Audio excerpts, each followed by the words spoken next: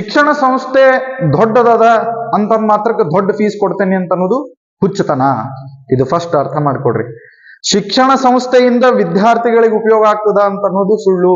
ವಿದ್ಯಾರ್ಥಿಗಳಿಂದ ಶಿಕ್ಷಣ ಸಂಸ್ಥೆಗೆ ಹೆಸರು ಬರ್ತದ.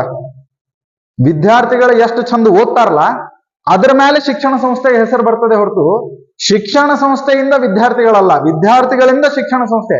ಬಿಲ್ಡಿಂಗ್ ನನ್ ಮಗನು ಕಟ್ಟಿಸ್ಬೋದು, ಪರ್ಮಿಷನ್ ಹೆಂಗೋ ಮಾಡಿ ತಗೋಬಹುದು.